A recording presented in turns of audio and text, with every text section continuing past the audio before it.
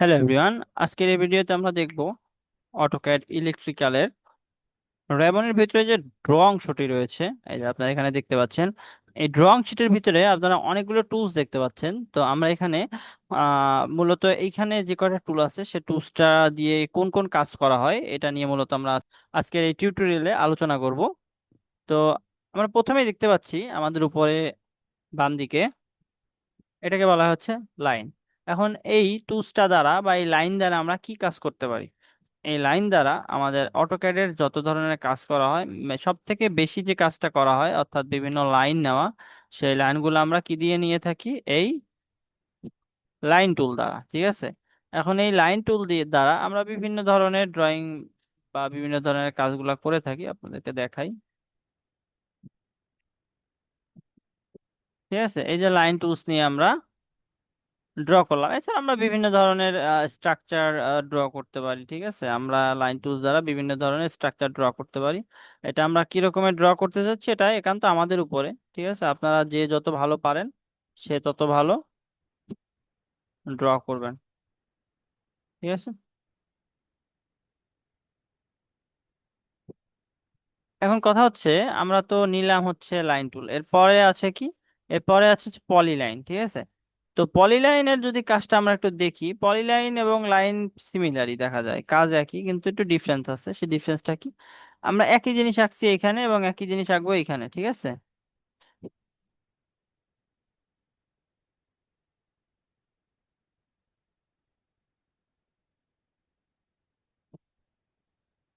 দেখেন এখন পলিলাইন দিয়ে যখন আঁকলাম তখন কি হলো এবং লাইন দিয়ে যখন আঁকলাম তখন কি হলো, আসলে এই দুইটার ভিতরে তফাৎটা কি? এই দুইটার ভিতরে তফাৎটা হচ্ছে, এই যে দেখেন আমরা যখন আমরা যখন সরাসরি লাইন নিয়ে ড্র করছি তখন এই প্রতিটা লাইন এক একটা সিঙ্গেল অবজেক্ট হিসেবে কাউন্ট হচ্ছে, বা এরা প্রত্যেকে ইন্ডিভিজুয়াল। এরা কিন্তু আলাদা, এদের চাইলেই আমি আলাদাভাবে মুভ করাইতে পারতেছি। ঠিক আছে, কিন্তু পলি লাইন নিয়ে যদি আমি ড্রটা করি তাহলে যে ব্যাপারটা দেখা যাচ্ছে, তাহলে কি হচ্ছে ব্যাপারটা আমরা একটু দেখি। আমরা এখানে এখানে ক্লিক করছি, দেখেন পুরাটা একটা সিঙ্গেল অবজেক্ট হিসেবে কাউন্ট হচ্ছে।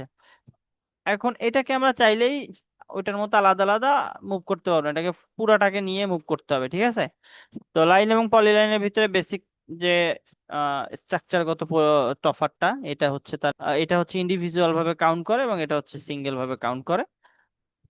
তো এরপরে যেটা আছে সার্কেল, যে সার্কেল এটা খুবই নর্মাল একটা জিনিস, আমরা যে বিভিন্ন সার্কেল ড্র করি, এই যে সার্কেল।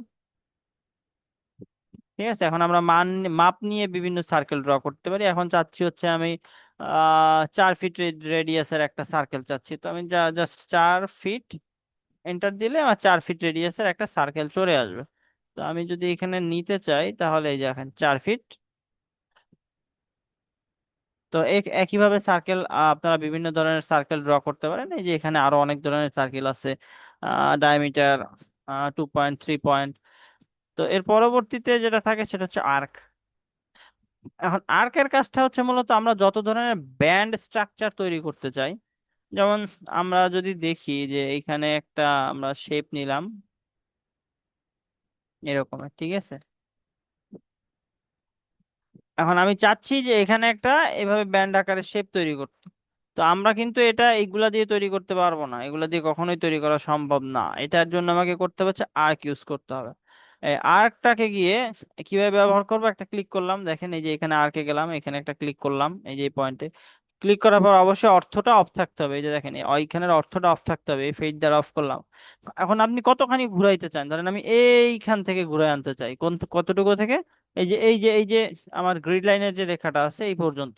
তো আমি কি করব, এই গ্রিড লাইনের সেন্টারে যাব, যে এটা ক্লিক করব, করার পরে এই যে এখান থেকে ঘুরে এনে এইখানে সরাই দেবো, হয়ে গেছে।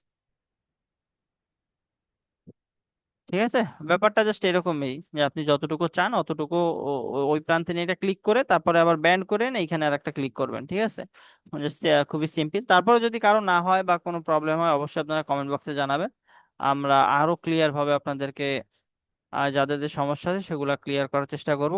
এছাড়াও যদি আপনারা চান আমাদের ইউটিউবের পাশাপাশি আমাদের ফেসবুক এবং হোয়াটসঅ্যাপেও আপনারা যুক্ত হয়ে থাকতে পারেন। যে কোনো সমস্যায় সেখানে আপনারা সার্বক্ষণিক সহযোগিতা পেয়ে থাকেন। তো আমরা আমাদের ভিডিওতে ফিরে আসি। এরপরে আছে হচ্ছে আমাদের জাস্ট একটা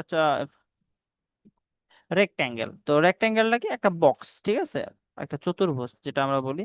তো এটাকে আমরা বিভিন্ন মাপ নিয়ে ড্র করতে পারি, অথবা আমার ইচ্ছা মতো আমি আঁকতে পারি।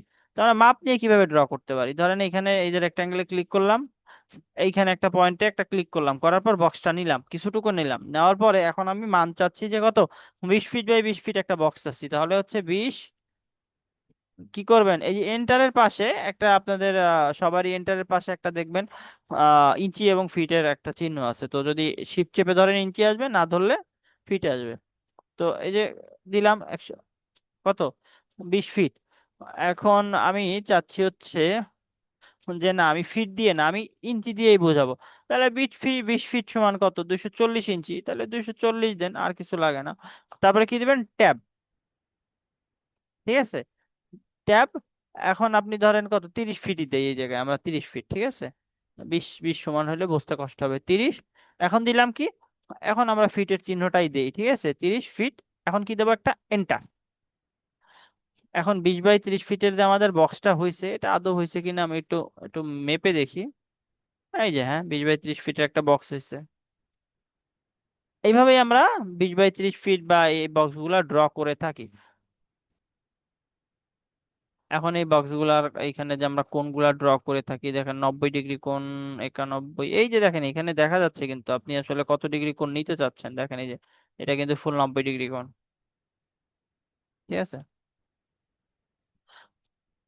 তো এই যে আর্ক ব্যবহার করে আপনারা বিভিন্ন ধরনের কাজগুলা করতে পারেন, এইগুলা আমরা এই যে এখান থেকে দেখতে পাচ্ছি, ঠিক আছে।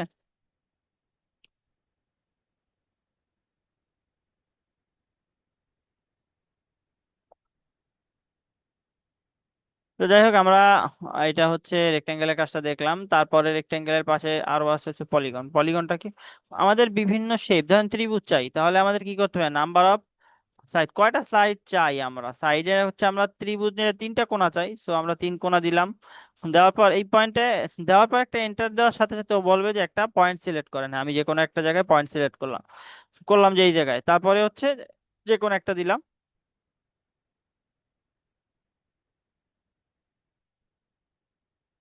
এই দেখেন ত্রিভুজ হয়ে গেল, ঠিক আছে।